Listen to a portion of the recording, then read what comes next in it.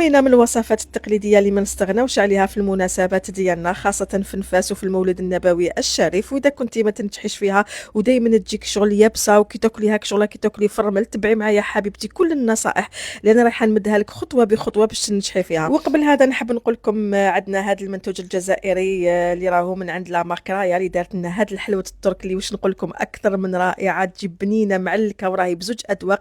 عندنا ذوق لافاني والبيستاش، راهي سون غلوتين البنات، ننصحكم بها.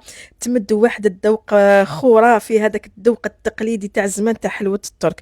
وراهم دايرين تاني حبيباتي مسابقة على لاباج ديالهم، ما عليكم فقط تدخلوا عندهم وتشاركوا فيها، ونقول لكم حظ موفق للجميع. بالنسبة للسميد تاع الطمينة ناخذ سميد المتوسط، انا نحب نفورو شويه حوالي 10 دقائق ومن بعد نحطو فيه بلاطو ونحمصو داخل الفرن، خاصه كي تكون عندنا كميه كبيره هكذا حيتحمص لنا بلون واحد. وانا دائما كي نحمص سميد نحب ندير الطمينه وندير تاني طمينه تمر ولا ارفيس اللي نحب نديرو شويه بريستيج، نحشيه بحلوه الترك. واستعملت كيما شفتوا معايا الشاميه تاع رايا، استعملت هذه اللي راهي بالبيستاش، شفتوها معمره بالبيستاش تجي هايله معلكه. انا صراحه فكرتني بحلوه الترك تاع زمان. وراهي فيها 3 احجام، عندكم الباطه الصغيره والمتوسطه والحجم الكبير، وبزوج اذواق قلت لكم ذوق الفانيلا وعندكم تاع البيستاش. بعد ما شكلت الرفيس ديالي دوكا نروح ندير له التزيين.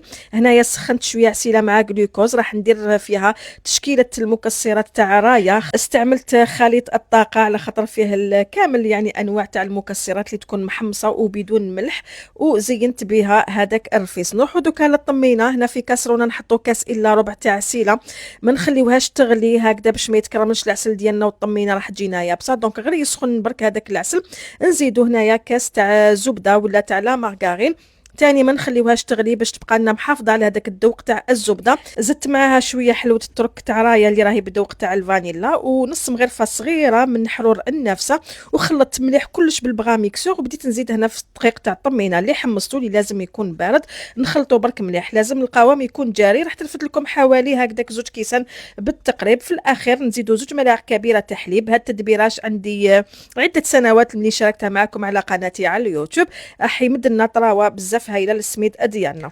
وللتزيين من الفوق استعملت المكسرات تاع رايا اللي راهي محمصه بدون ملح، ذات جوده عاليه. شوفوا الحبات الله يبارك ما شاء الله.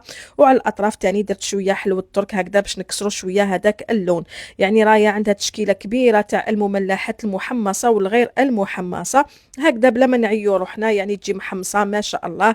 وتاني تبقى منا موان شاخم اللي نشرو كل حاجه وحدها ونحمصوها ونتعبوا روحنا. في الاخر تاني نقدروا نقدموا هكذا يعني الطاوله ديالنا بهاد المكسرات وبهاد